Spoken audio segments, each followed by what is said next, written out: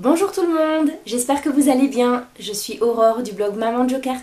On se retrouve pour cette 4e épisode de podcast dédié à la couture et au tricot. Je reviens après presque 2 mois d'absence. Autant dire que ça a été 2 mois qui sont passés à une vitesse folle. J'ai eu très peu de temps pour coudre. J'ai un petit peu tricoté, mais j'avais pas grand chose à vous présenter. Donc voilà la raison de mon absence, mais je reviens toujours plus motivée pour ces petits podcasts.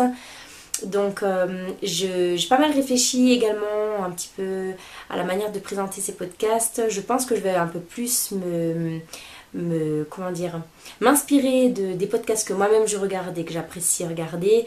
Donc un petit peu plus catégoriser en fait la partie couture, la partie tricot, ça ok, mais les projets finis, les projets en cours et les projets à venir. Voilà, donc on va tout de suite commencer avec la couture. Donc en couture, comme je vous le disais, j'ai pas fait grand chose, mais j'ai quand même 4 projets finis que je voudrais vous présenter. Donc je vais commencer par une petite chemise que j'ai réalisée pour mon neveu. Un modèle octobre, la chemise Prince Grey. Donc c'est cette chemise. Et cette chemise m'a réellement donné beaucoup de fil à retordre. J'ai clairement buté sur les pattes de manches. Le bas des manches. C'était vraiment très difficile, recommencer encore et encore, et à un moment donné vraiment ça me plaisait pas, c'était pas joli, c'était pas le rendu que je voulais. J'ai mis la chemise de côté et mon neveu, donc il a 2 ans et demi, et à un moment donné je me suis dit il faut quand même que je la fasse parce que sinon il va grandir et il pourra plus la mettre. Donc j'ai décidé de régler catégoriquement le problème. J'ai coupé les manches et j'ai fait une chemise à manches courtes. Donc une fois que j'ai pris la décision de couper les manches, je m'y suis remise complètement, je l'ai terminée et donc j'ai pu lui offrir. Elle est un peu grande, donc il ne la portera pas cet été mais certainement l'été prochain, avec une petite découpe dans le dos et puis des boutons pression que j'ai utilisés pour fermer la chemise, et une petite poche qui rappelle la découpe du dos. Voilà, je vous montre ça en photo.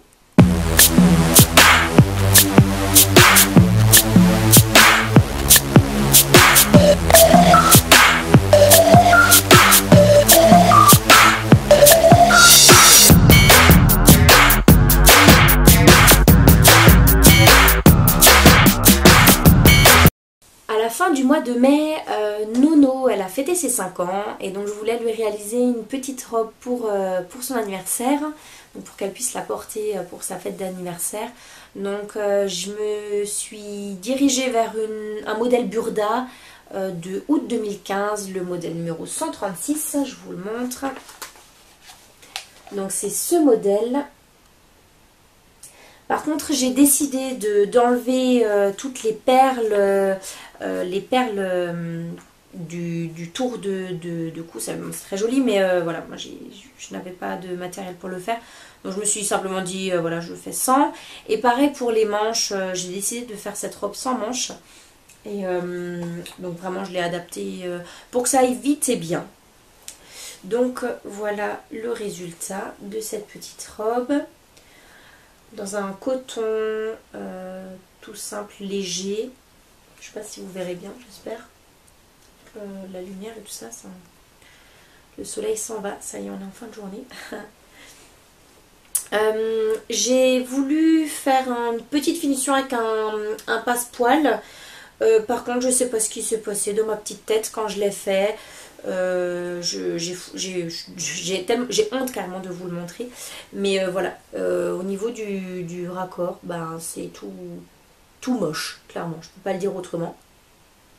La prochaine fois je m'y prendrai autrement. Là je sais pas je sais pas, j'y ai carrément pas réfléchi. En fait j'ai coupé ça à ras, j'ai cousu, et puis c'est après quand j'avais fini que je me suis rendu compte que c'était pas très joli, mais bon, c'était sous son bras, personne l'a vu, personne ne m'en a fait la remarque, donc tout va bien. Et donc une petite fente dans le dos pour pouvoir passer la tête, avec un petit sergé de coton pour la petite bride. Voilà, petit modèle tout simple, très vite réalisé, parfait pour ces jours qui défilent à une vitesse folle. Voilà, ensuite, toujours pour le fin mai, donc vous voyez, j'ai carburé fin mai, mais tout le mois d'avril, rien ne s'est rien passé, clairement.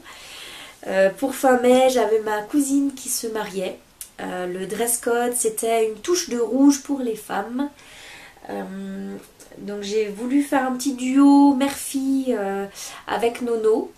Donc pour moi, j'ai réalisé cette robe qu'on ne présente plus. La Zéphyr de Direndo. J'adore ce modèle. La seule chose que donc j'ai dû adapter, c'est au niveau du buste. J'ai raccourci le buste, étant donné que je suis petite. Et en fait, il faut absolument que je raccourcisse également, que je rallonge par conséquent la jupe. Chose que je n'ai pas faite sur le modèle par exemple que je porte. Et donc du coup, la robe est juste trop petite. Dans le sens où si je lève les bras, on voit ma culotte. Donc là, cette fois-ci, j'ai pensé à rallonger la jupe. Et en fait, je l'ai vraiment rallongé. J'ai pas rigolé quoi. J'ai rallongé. Et quand je l'ai essayé, avec mes chaussures à talons, je trouvais que ça donnait un petit côté rétro. Elle est vraiment très longue. Je vais vous montrer en photo la robe portée. Et j'aimais bien. Donc du coup, j'ai pas fait d'ourlet au bas de la robe. Je l'ai gardée telle qu'elle. Et donc voilà à quoi elle ressemble. Donc avec un empiècement blanc sous les bras. Et pour le col et puis les rappels de manches. Voilà.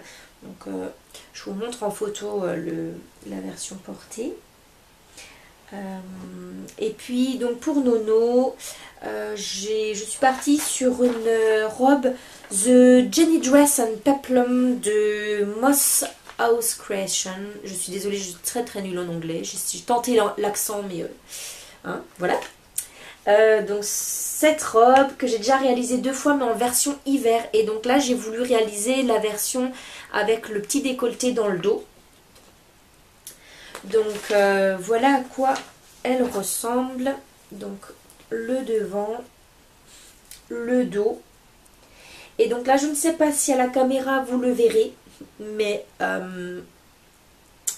je remercie les témoins des mariés qui ont voulu, comme beaucoup de mariés, faire des bulles de savon pour la sortie d'église. Et ça m'a littéralement pourri mon tissu blanc. Et en fait, quand je l'ai mise à la machine, je pensais mettre ma robe à la machine. Donc je savais qu'il n'y avait pas de problème, qu'elle était portée, mais qu'il n'y avait pas de tache. Donc je l'ai mise à la machine sans réfléchir. Et en fait, c'était la robe de Nono. Et donc du coup, en règle générale, je check avant de mettre dans la machine. Parce qu'il y a toujours une trace de feutre, de chocolat ou je ne sais quoi. Des choses des fois un petit peu bizarres, on ne sait pas ce que c'est. Donc je prélave toujours à la main. Et là, je ne l'ai pas vue. Donc je suis vraiment deg parce que elle est super belle et puis là elle est toute pourrie et puis je suis en deuil de cette robe. Voilà. Je sais pas si je vais l'atteindre ou si je vais reprendre le corsage. Enfin je ne sais pas. Pour le moment je pleure. Donc alors là, je suis un petit peu deg, mais bon, bref, c'est les enfants, hein, qu'est-ce que vous voulez. Puis elle est tachée devant, puis elle est tachée derrière, quoi. Hein, je veux dire, les 2 parties blanches, elles sont toutes pourries. Donc voilà, voilà.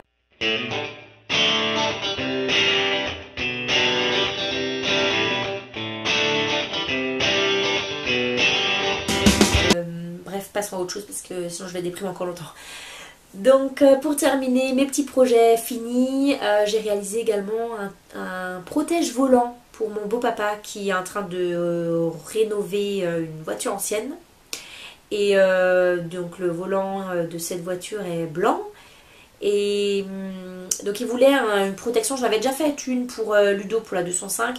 Quand ils font de la mécanique, ils ont les mains sales pour pas avoir à se laver les mains avant de pouvoir se remettre au volant de la voiture pour pouvoir la déplacer. Bon bref, voilà, un morceau de jersey, non c'est pas de jersey, c'est du suite molletonné à l'intérieur, voilà. Et puis j'ai coupé un rectangle, voilà, j'ai fait un rond, 2 morceaux d'élastique et roule ma poule. Donc voilà, mon beau papa apparemment il était content de l'avoir. Voilà, voilà. pour les projets finis. Ensuite, pour les projets en cours, je suis toujours sur ma chemise Burda. Rappelez-vous, je vous en ai parlé sur la dernière vidéo. Hop, je tourne. Voilà. Sur la dernière vidéo, je vous ai montré cette chemise que je voulais donc faire. Que j'ai découpé le tissu entièrement à un atelier couture. Bref, peu importe. Et en fait, je vous disais également qu'il fallait que j'apprivoise les explications Burda qui sont toujours très épicées, on va dire ça comme ça. Et effectivement, j'ai fait 2 coutures et c'est faux ce que j'ai fait. Donc il faut que j'utilise mon découvite pour découdre tout ça et refaire. Autant dire que j'aime pas défaire, comme beaucoup de personnes qui font de la couture. Donc j'en suis là. Voilà, les 2 premières coutures, c'est magnifique. Je suis désolée, je parle beaucoup avec le nez, je suis enrhumée. Vive la clim. Voilà pour le projet en cours, qui est toujours en cours et qui restera en cours. Je ne sais absolument pas quand je vais m'y remettre, je ne sais pas quand j'en aurai la motivation. Par contre, ce que j'aimerais faire là prochainement, c'est des petits pyjamas pour Nono, parce qu'elle a grandi forcément, encore et toujours. Elle ne s'arrête donc pas. Et il faudrait des petits pyjamas d'été, t-shirt, manches courtes et short. Voilà, je pense que je vais bidouiller un modèle octobre, je sais pas encore lequel, mais comme je fais d'hab, quoi, un jogging long que je vais recouper, enfin je sais pas encore trop comment je vais m'y prendre, mais je vais bidouiller quelque chose pour pouvoir lui faire quelques petits pyjamas. Voilà pour la partie couture. On va donc passer à la partie tricot. Alors pour la partie tricot, je vous avais quitté sur la dernière vidéo avec mon fameux projet tout vert que je n'aimais pas du tout. Et donc j'avais dit que je le terminerais avant de commencer autre chose. Et comme toute femme qui se respecte, je ne tiens pas mes engagements niveau coup de tricot. Donc en fait j'ai pris la décision de défaire entièrement ce que j'avais fait, de récupérer la laine pour autre chose. Ça m'avait bien... je me suis fait la main dessus et ça c'était cool parce que vraiment je me suis pas trop pris la tête. Enfin, ça m'a permis d'appréhender la méthode continentale. Donc ça, ok, c'était cool. Mais franchement, je savais que je le porterais pas et que je l'aimais pas, quoi. Voilà. Donc je me suis dit, allez, je défais tout. J'ai tout défait. Et en fait, lors d'une de mes virées chez Cultura, il y avait des pelotes de laine qui étaient déstockées. Il y avait 50% dessus, c'était de la fil d'art. Et j'avais vu un projet tout simple sur Ravelry. Je vais prendre mon petit carnet comme ça. Je vous dis pas de bêtises. Voilà, mon petit carnet, je vous montre. L'année prochaine, peut-être que j'investirai dans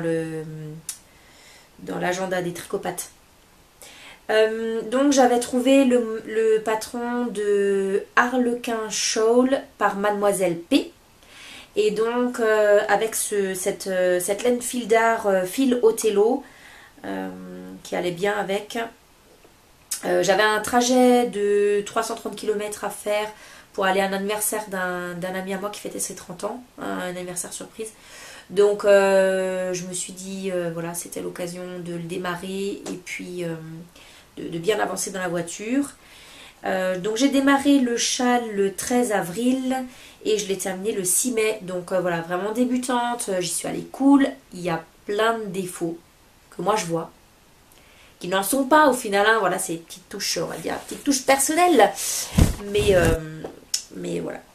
Et donc j'avais acheté 2 pelotes. Donc ça donne ça. Donc ce sera juste bien pour, je pense, pour cet hiver. Hop. Juste pour faire le tour. Du coup, surtout quand je suis au boulot, parce que j'ai souvent froid au travail. Ou si besoin de pouvoir juste le glisser sur mes épaules comme une petite mamie, hein, qui se respecte. Voilà, hop. Vraiment, je pense qu'il va rester au travail au moment de l'hiver. Ce sera vraiment mon tout premier projet terminé. Je suis vraiment super contente. Je le trouve simple et qui a quand même sa petite touche sympathique. Ça m'a permis de suivre un peu le fil parce que c'est des répétitions de 8 rangs. Et donc voilà, il faut, enfin, un rang fait une chose, le rang d'après fait autre chose. Enfin voilà, pour une débutante, il est top. Je suis vraiment très très contente. Je pense que il y a des chances que je le refasse, mais pour Nono, ben justement avec les fils que j'ai récupérés de l'autre châle vert pas beau, les rayures de couleur, je pense que je vais peut-être lui faire des petites rayures et puis voilà, on verra ce que ça nous dit. Mais en projet terminé, je n'ai donc que celui-ci. Mais j'en suis contente.